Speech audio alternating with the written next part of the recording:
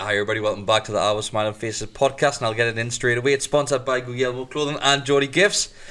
We've got a new member.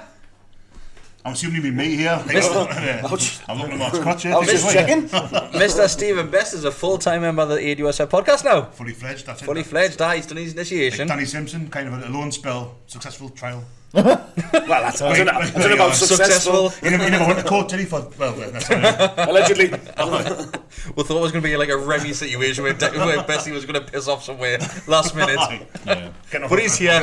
Or something like that. He's here, and what? Not bitter. What?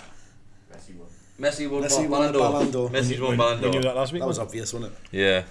So where were we? This I new thought you fella had said that we've what, never seen Messi. before. That's what I thought you were showing. So Bestie's first episode is a full-time member. Is a That decent sounds result. rude calling him a full-time member. We definitely we need to get a bigger table, I think. What are you trying What to are you say? trying to say? The fucking lad's just turned up and you're already insulting him. Jesus Christ. It's another tick in his box to get. Mate, it's a bit tipping over that side, you know what I mean?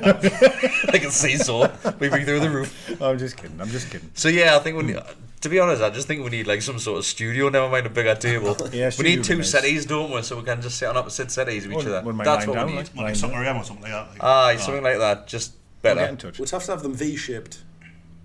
Yeah, well, we're not going to like face each No, other. that's going to seem like facing each So if I'm sat behind Bessie, Forward you wouldn't see face us. the same. You just see Bessie and like, hello. You see your peek of your cap. Yeah. So yeah, it's a 2-2 result against Manchester City. 2-2 win. A 2-2, a That's what I 2-2 felt victory. like. And so we'll just go straight in. The start 11, there was a change in there, obviously. Yedlin's picked up an injury. Shame, he's been playing well. So Manquillo came in, and Thank God. I'm surprised you said that there. After a Villa game of the push, I thought you would have been like, oh, get him out. Honestly, I was. Who, Yedlin? Yeah, honestly. Oh, I like it. I thought it was irony, to be honest. I thought Yeah, did you? That's Yeah. power that way. That's what I was saying. I'm going, right, I'm waiting for something. waiting for the He's sarcastic been shit. doing Oh, well. I agree. Yes, yeah, agree. he has. I personally was disappointed with the starting 11 when it got announced. I literally was like, oh my god. So Yeah, me too. we all put our, it wasn't predicted, but what we were hoping for, say starting 11. I don't think one of them got it right, did we? Nah. No. Because did we not do it before we Well, found out about Yedlin? Yedlin was still going Yeah. to play, so I think everyone had nobody Longstaff in as had well, him. I believe. I don't think I put Manquillo in the squad. No. Really? I think I've just got about him, like, yeah. I think did we all have Sean Longstaff in there? I'd put Longstaff in. I did. I did. Longstaff Did you and not? Hayden. I don't think I did, no. I had them all. No, you I did. had both You did. Longstaffs. Ah, Did he you not did. have Did you? I think you had the same team as me. I can't remember. He had Longstaff. Oh no, you had Lejeune in instead of Shea, I think Lejeune was knackered, and I had Shea for Lejeune. Yeah, so obviously that was the only change, wasn't it? That's right. Yeah, That was the only change. Drummond kept his place in the back. Well, three. all a bit hit and miss with the front three. Front three. I said three then. Three. Deka wanted to change the entire team. Aye, so Deka had Andy Carroll up top, didn't you? Yeah. I'll You had Andy Carroll, we'll get get on to to that. that. Dwight We'll get on to Gale, that. Yeah. Muto, the lot. Well, no, Six no. up front. Not that Ferguson. bad. I've Tony back in it. Yeah. No, I was just a bit. I was just a bit annoyed. The first time when I seen it, I was like, God, after Monday being so bad, to not change any of it was surprising. Especially how we basically lost Monday because of the midfield. Yep. Yeah. And the midfield stayed the same. Yeah, and when I seen their lineup, them again had three in midfield, and I thought, oh, Jesus, we're gonna get outrun again. And, Yeah. All the rest of it. So I think we all expected the worst, didn't really, going into that one. I didn't expect to get anything at all. Apart from a fucking hide. I thought it'd get beat. I mean, Man City have... Hit and miss on I don't know if it's just because of... I don't know if it's because of familiarity or what, but they don't seem to have what they had last season or the year before like that. Nah. I don't know if it's just because teams know how to play against them or they lost the port. At the start of the season, that's been a big thing for them. Like, but they don't have the same kind of threat. I didn't go into it thinking, God, we're going to get a hiding here. I didn't expect to get a point, but I didn't expect it to be like a fall, like we saw under Pardew or McLaren where they're like pumping them. They're in that kind of a bit of a transition at the minute, a bit like when Man United were coming to the end of their spell of being good, where they seem to have a bit of an aging squad. They don't seem to really be replacing the players that have either lost or moved on. Like Company's a huge miss for them. Aguero, as brilliant as he still is, they haven't really got anything different up front. Like they played obviously Jesus. Well, Aguero being out was mint. Aguero scores 15 against us every time he turns up, so it was lovely when he wasn't on. But I agree with what you're saying totally. Obviously, Man City have got the pressure of Liverpool as well. Liverpool are running wild this season. They're finished now. Like they're not getting anywhere near that top of that. Yeah, you would have thought so. Well, Leicester's the closest. Leicester. 8 points, Leicester. And that's still, can you see Liverpool dropping 8 points all season? No. I mean, if they're going to do it, it'll be this. Has any team ever done something like that before? Unheard of. I think they're slightly better than what we were. I'll be honest with you, then we're better than. And you could imagine Klopp going on some sort of Keegan rant. Definitely. If I'm picking any manager, it's him. Yeah. or Pep, after what he was like at the other week with his. His two thing. But yeah, the game itself, obviously, I think it's what we expected. You sit back, absorb the pressure, let them have the ball, then get hopeful of doing something on the counter. And that's basically the way it went from start to finish, really. I can't really think of a time where we dominated. I thought we were a bit slow first half and to kind of react to what was going on. Luckily, the game didn't get away from it too much. The three in midfield that like you're talking about, it caused a lot of problems, particularly down our right. I mean, we were sitting there talking like Almiron had obviously been told to tuck inside into midfield, and it just constantly left that left side for them wide open. And the ball was just constantly going out there. I agree totally, and it took us out an hour to cotton on. I think why they did that, they realised Mendy is probably the worst ever.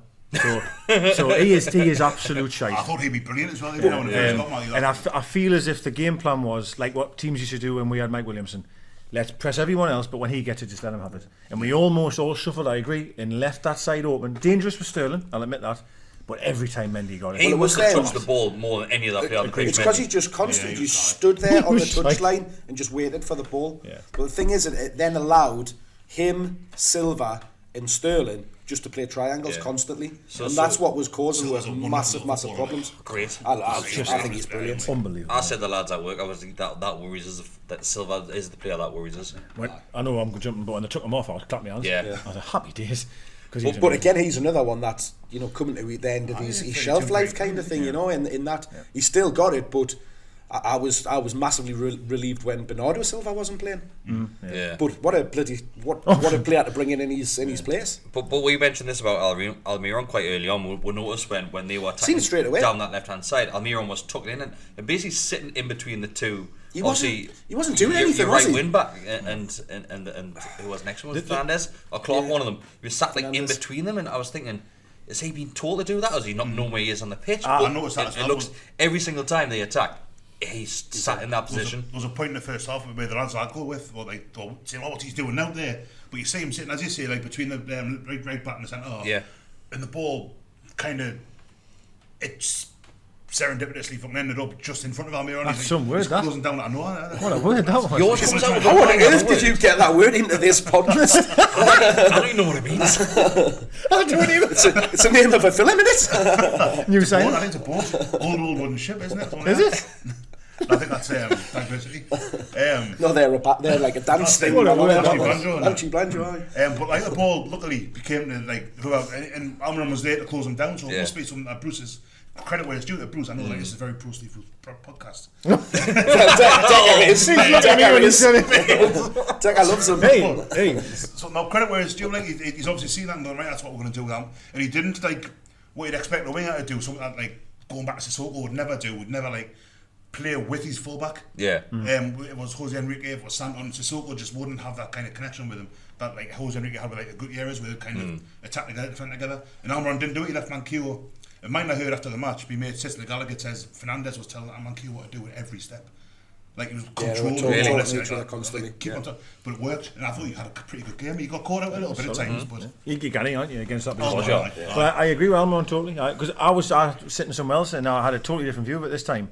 You were like up at Tory, weren't you? I was. You went full on Tory on Saturday, didn't you? I sit next to Ricky. That's because we all sit in the same area, so we've got pretty much the same view. As good as I. Well, I was like just below the away fans, so it was like a view I've never really been pretty used much to. Straight on from the leaders. And I agree. I could see Almiron cutting in, but it was stopping. Because Sterling, for all I know, he's a wide player, loves to come inside. Yeah. And there was a lot of times where, obviously, Almiron was standing where he was. That pass to Sterling just was not an option, or into Jesus' feet. So that ball had to go out wide every time, and I thought it worked I know it was still inviting pressure. It was still annoying that it kept going out wide because I thought eventually something's going to happen. But you know, it is what it is. The thing is, you might even invite that because you've got 3 centre halves who can head a ball, which have got in Clark. Fernandez. Totally agree.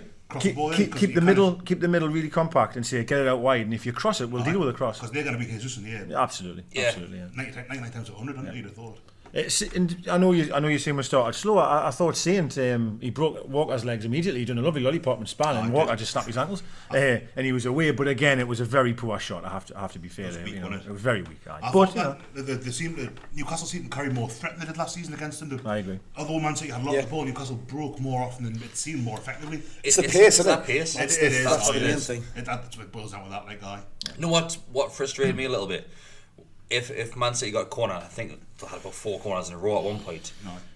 But once again, we didn't put anyone outside the box. Yeah. We had 11 players in our own box. I went, just stick Saint out a little bit further. Yeah. Take 2 of their players away. Well, even just in case. At the very, very end, they had a corner, a free kick or something, and Dwight Gill was on his own on the halfway line. There was no one anywhere near. I know. Shelby cleared it, but it went the wrong side. You think if Ganser Gill, one-on-one with the half to himself, he's gonna do it was the wrong side of it. He didn't know he was there. He just hooked it away, didn't he? Oh, he would have been on side as well. That's where you want to like because that's right. We were looking at that, and again, just stick Miggy up there because again he wasn't doing anything from the corner. He can't head it away. Him and Mankiw were like almost 2 of them going to stop the short corner.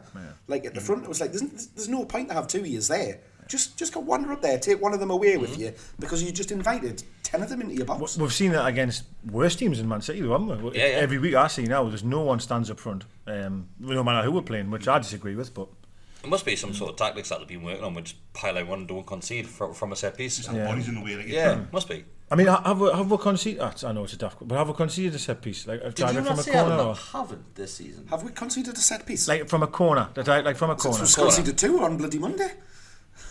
Free kicks though. I mean, from a corner though. I can't recall.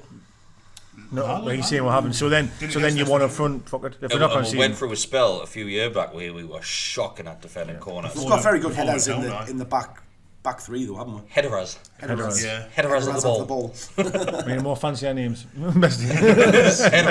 We're good with headers. Bessie's like hogging all sorts out. Serendipitously. So. Is there anything that we need to talk about before we go straight to their goal? No, I don't think so. No.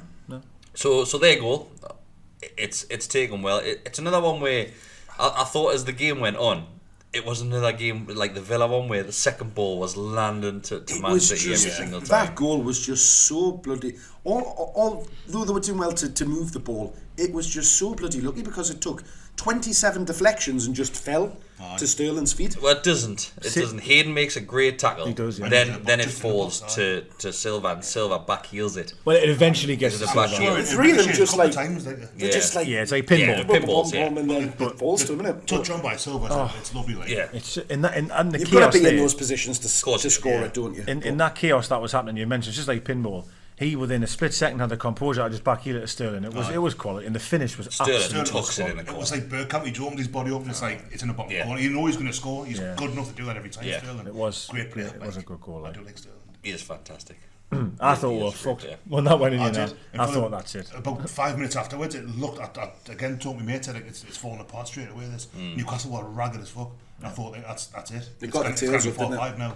Yeah. It did look a point where even me, you said this, where it looked like a lot of players were just wandering, not knowing where they were supposed to be on the pitch, and would look wide open. But I'll probably only say that was around about 5-10 minutes after we conceded. It can't even be that because it scored 3 minutes. It feels like a lifetime though, doesn't it? It did. It felt like I remember saying like it's gone this like straight away. They don't look like the shape's gone. It was like when they played Arsenal at home.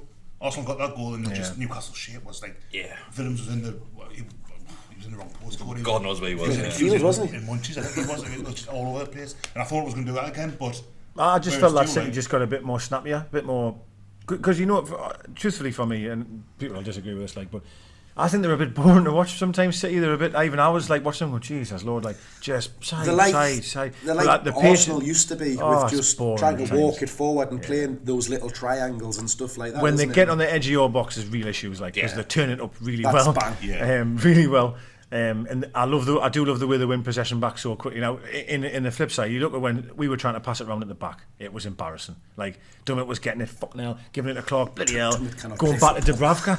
When them got it was just like they're all like centre midfielders, like doing juggle ups and that, and everything's fine. There was one time where Dubravka started dicking about with it as well. God, I know. Oh my God. Like, Jesus, yeah. I think it was the second half. But sometimes I think they can be quite easy to set up against in a certain extent, because they're not like Liverpool where they're 110 miles an hour all game. They are quite pedestrian sometimes in possession, so you can get in shape. But when they scored the goal, I felt for them few minutes they were really like tails open. I thought I agree with Besty. I was like, fuck now, could be a cricket score. Yeah, like. So obviously our first equaliser comes. It's great play, isn't it? It's really, really well worked. Yeah, really down that left-hand side, and it's fantastic play. I've still got semi on from it. It's great. It's football that you love to see, especially with the players that we've got, the attacking players. Yeah. And once again, obviously, my lad with that. The biggest news. My lad. The biggest news of that game is Almiron. Mickey got an assist. He gets his assist. That's good. Finally, and he does well as well in that position. Good little ball, innit? He knows exactly where Williams is, but Williams' first touch. Deka, I'll let you describe this one because like I don't know. Just a moment. He's a Just Knees member. I don't know if you could see it, the replay. I don't think does it just. I don't know if you could see it from where you were, but from where I was. What a first touch that is! I think it's Clark drills it at him. It's just and absolute he like sexual. Like stabs it almost, and it's like up and over, isn't it? I actually went like just give it out, like, do you know what I mean? I was just I couldn't believe how good it was. I just see that was absolutely brilliant. That for a left back or a left wing back or whatever. Oh God, it was amazing. And the finish with his wrong foot again. Like Liverpool. So Almiron places it in, and he looks up, and he knows where he's hitting that. Yeah. Great finish. As much as Sterling's was a fantastic finish, that's just as good. They were very similar, weren't they? They were very similar. Absolutely drilled in. Bang. Sterling was more. That's right. That's a different. Other than that, really, same thing. He just lets it run like a half a step more. Yes. And the defender kind of gets drawn in. Gets the power on it. Do you know what's funny about Almiron snapping at shots and saying snapping at shots? Williams doing the total opposite. He allowed to take its time, let it run in front of him, and then hit it cleanly. He's like a good striker because he hits the ball so cleanly with very little backlift as well. With his wrong foot. But he just absolutely. It's unreal how much his wrong foot drills it. He does like drill it like he does. It was really similar to Liverpool goal. I watched it again before I came out there, and it's just lush. Yeah, it's a proper good strike. It's great. It's absolutely great. I fucking love it, B. So obviously we've got a couple of questions about Williams on the question and answer. So we won't focus too much on him and his situation at the moment, but we'll get back on this. So watch the next one as well. Please. Please. As if there was any doubt that the win. I know. Thanks, Neil. And Darryl. So yeah, obviously we'll go in half time. It's 1-1, and amazing. You're pretty confident. Like I don't think going in at half time, I don't think I was worried that Man City were going to come back out and take control of the game. Picked things up like when we got back into it and started like pushing it. And I think a bit of self belief and a bit of confidence came back into the team. It got into the stands as well. And the one thing that I think massively helped on Saturday was the god awful officiating from a woman. Well, I think it was all across the pitch. To be fair, I was quite surprised in her because I generally think she's very, very good. But she had an absolute stinker at the weekend. 3 or 4 in a row, wasn't it? Yeah. The referee overruled it, which is fair. Well, the throw-ins. Yeah. But I just want to touch on one thing before half time. You're right, we had with tails up, I thought. And Almiron got down the wing really well and crossed it perfectly, and the ball just rolled. Yeah. I was furious. It happened a couple of times. I was furious because I thought, how are Joe? How are you, mate? That's you've got to be in there. Like, we've mentioned this a few times about Joe not being in the box. I actually think Joe started the move, to be given credit. He was the one that obviously gave it to Almiron, but then almost observed what he's done and went, I done well there. And that's not, you need to be getting. I think the problem is, and I think it's getting highlighted because Miggy and St. Maximum are so fast. How can anybody get up and get up alongside them when they're just gun hell for leather? Well, I think Gillespie was faster than Shearer, and Andy Cole was Fox was faster than Andy Cole, and then we're still in the middle. You've got to get in the middle, man. Well, actually, sorry, what I will say then, right? If you're not going to be in the middle, at least be in the box then. Yeah. He wasn't even in the penalty area, and that ball went across the 6-yard box. He literally confidence with him as well, maybe. I was looking before. Maybe it is. Maybe he's only had 6 shots on target all season in 14 games. So even if he scores all them, he's only got a decent return. Yeah. I don't know if he doesn't feel confident enough to get in the area. Because he had that header against Norwich, he put wide one. I think against Liverpool he did the same thing. Yeah. And I just wonder if he just doesn't think he's got that kind of instinctive finishing ability. I know we'll probably touch on him a lot more as it goes on. I actually thought his hold-up play and his sheer toughness was really good on Saturday. I thought every ball time scoring, he had a good game. So I've sat here and criticised that he's never wins a header from a goal kick. I think he won every one on Saturday. I do. Hey, but I'll hold my hands up and admit that. He's won every one, every game. Total bollocks. What I thought he couldn't do this time was actually play football. Like, I felt when he had it at his feet or he turned and he had an opportunity to really do something, now it happened. Nothing haped. So there's a But point he did all the during the donkey game work where Mark and Adam start arguing with the bloke behind them again about Joe Linton again. So Joe Linton gets the ball and he's got three players on him. Literally He's no one back to to pass goal. to. So he's trying his hardest to do something with the ball, and I think he gets tackled, doesn't he, by one of them? And this bloke starts going wild. Yeah, fucking shit, blah blah blah blah. And I think it's Adam. What's he supposed to fucking do? What do you fucking want him to do? But it wasn't just him. There was an audible groan in the crowd, and I was like, it was an East Stand where it came from, the groan. What do you want him to do in that position? He's trying to shield and protect the ball with 3 men on him. I must have said 100 times during the game, every time Dubravka kicked it, I went, all the best, mate. Every time I said that. And I think every time he won it. I generally think he won it every time. And you're right, there was sometimes he had 3 or 4 on his shirt on every goal kick. And there was a couple of times where Joe Linton wasn't happy with Dubravka when and he was putting the ball. He wanted it over down the side, didn't he? Because the angle I was sitting at, Joe's standing on the left-hand side and Dubravka kicked him central, and he was like, I'm not fucking standing there. I'm standing over here. There were times where it was noticeable where he wasn't happy about that. Dubravka's, because we mentioned his kicking was awful. Well, he's getting the Tim Krul's, isn't he? He's getting the Tim Krul's. Yeah. He's getting. He's literally putting his boots on. Can I kick for shit at the moment? So second half obviously will go out and once again I mentioned Saint. He's relentless, isn't he? I think second half we changed the way we approached that game. We were much more kind of forceful and actually tails were open. We were closing them down a lot quicker. We weren't letting them play. It was even picked up on Match of the Day as well as that. We were looking for a constant forward ball and stuff like that, rather than going sideways or backwards, which we've been guilty of, many times in the past. But we really got at them. I thought going what you were saying about Saint there, that the first half he picked it up on the edge, almost the edge of our box, and he almost overran. I thought he was going to lose it, and somehow he managed to go past another 2 players, and he got brought down for a free kick. But his close control and ability to relieve pressure for the defence is incredible. He had Walker's life. He didn't want to be anywhere near him. I was looking forward to that battle, because I thought Walker's fast, and I mean, he'll do well to get round him type of thing. He had him on toast. I thought everything there was only one time where they both had a one-on-one kind of run at the ball, and Walker stood up strong. Walker just got there in front of him. Didn't the same do him with the shoulder barge and he got given us a free kick? Aye, that was awful. That was never a foul. He was just stronger than him. Yeah. You know what I mean?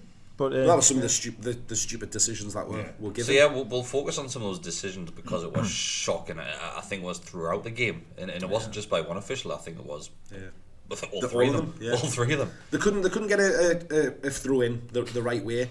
They would give the referee would give a free kick for 1 minute, and then there would be something the next that was probably the same, if not worse, and he would just ignore it. It was like, what the hell is going on? Yeah. You're scared to give more than 1 yellow card to players? Well, definitely, 100%. 100%. We'll not get to that bit yet, but that was just a joke. So we'll just go straight on to their goal, to be honest with you. Right. So was it 87th or something around about that? It was late on, it's wasn't it? late, well, mid-80s thereabouts. What a strike. It's unbelievable, isn't it? You've just got to admire that strike, don't you? Again, there's a bit of fortune from it, isn't it? That hits the underside and just bounces in rather than just cannoning off and flying away, and you just think that... You should have seen Ricky Hatton next to us when that went in. He's going wild. Oh, he was going absolutely berserk. Honestly, I was just like, mate. Do you just name drop there? What's going on there? Like, you're still in... I mean, I appreciate you're a Man City fan, but you're still in our end. Do you know what I mean? You gotta give him a fucking chin, like. When it was 2-2, when it was 2-2, I tried my best. Like, I'm telling you, me mate, when I love you, Deka, I put a fucking if he starts, I'm off. But no, sorry, the goal was incredible. It's a fantastic. What Dummett did well, he headed it away as much as he could. He's got that in him, otherwise, hasn't he? He's a hell of a player. Might not have been beating the drum all weekend. It's a foul on Gale in the build-up. Absolutely right. It is. Absolutely right. It's happened a couple of times where Gale's gone for a header and he's just stuck beneath him, under him. before that even happened, Saint had picked the ball up and absolutely pegged it all the way down into the box and went down. What did you think of that? Wasn't a foul. Probably wasn't a foul. Wouldn't kick it out. He seemed to go down twice. That's the... Like, he went down and then, like, he kind of... He injured himself? He seemed to, and then he got up. But that was the weird thing is he's lying there for what seemed an absolute age. Like, there's no attempt to get the ball out. There's no attempt from the referee. The referee doesn't even look at it. I wouldn't. And it's like... I wouldn't want my team to put that ball out, mate. Well, what happened was... That's a referee's decision. We actually won it back. And then we didn't kick it out of play and we lost it straight away. Which then I thought, fuck them, they're not going to kick it out this time because we've had an opportunity to kick it out. But I think that by that point, I think the kit man had pulled him off the physio had pulled him off the pitch. Well, he's just made his way over to. He goes past. Obviously, he comes off Gallagher, goes up the Gallagher and turns right to the Milburn. And he's halfway to the dugout when they score. Because he's going around clapping everyone. The next minute he's down. Well, my dad said he missed the goal because he was too busy like clapping everyone. He was clapping Saint. He was like, I love you. And then, then all he heard was a massive roar. And he looked and he was celebrating. It was strange like that because I don't know whether the decision had already been made to take him off because obviously we're looking at him, looking at the football going he's on. Ready to go back on the pitch, but Atu all of a sudden just seemed to be stripped and be coming on. The referee makes him go off, then he wants him to come back on the sideline. He wants to come on the pitch that way. But while he's waiting to go on, then the sub's there, so he's straight back round again. So it's been made. Being honest, I was asking for him to take him off well before then anyway, because I felt we were getting completely stretched in midfield. I thought Shelby looked shattered by that stage. I thought Shelby had played. I played really well for about an hour, but I thought he was really struggling, and that's fine if you're struggling. You're struggling. Oh yeah, extra second. And I thought we needed either take Shelby off or go 3 in the middle and bring Matty or Sean on just to shore that up. I think we said exactly the same. Yeah. Exactly the same. And I was so surprised that. Thank God he didn't. Well, absolutely right, but. I just felt that when the goal came, I know it was an amazing goal, but I was like, fuck's sake, like I just felt it was a hard one to take. It was, wasn't it? It was. I was gutted, you know. I couldn't speak actually when it went in. I was so frustrated because I was like, it's took an absolute a moment of sheer quality to beat one of the day, and because I thought that would have been it, obviously. You know. So speaking of sheer quality, speaking of it, so we get with chance. Atu's there. He should be sent off. Well, he should. It's Mickey gets fouled, doesn't he? Is it Mankio? It's Mankio. It's Mankio. Mickey puts him in though. Yes. Aye, so he should have. That's definitely a second. Absolutely, definitely a second. It's a booking every day of the week. Yeah, he did. Yeah. He bottled it. He also bottled a dive as well. Would that not have been a yellow card? His second yellow as well. He should have been sent off before that, but. But that one. He almost sprints over in the attitude that it's an instant yellow. They do that, don't they? He almost, the closer he got, realised, I've already booked him. Yeah. But that's not right, is it? It's a silly yellow card. You know what I mean? It's a silly yellow card. And I was stunned that we didn't put it in the box. Didn't complain. I know I've heard you shouted about it. I didn't complain, but I was stunned. The easy option there, I would say having no bottle. Just we'll get it in there. We'll get it in there, isn't it? Aye. Yeah. And how many times have we just seen a trickle out for a goal kick, or even the keeper comes out and gets it, everyone kicks off. They had a bit more imagination than some bottle. Do you know what it is? I was looking at that and where the free kick was, and I thought Shelby's normally in and around the free kick. He's normally standing around wanting to take it. When you saw him step out so far, I thought he's just going to drill that to him there. And honestly, I thought he would have probably just put it high. But that is what you expect. Is it goes to there and it goes into Rose Ed.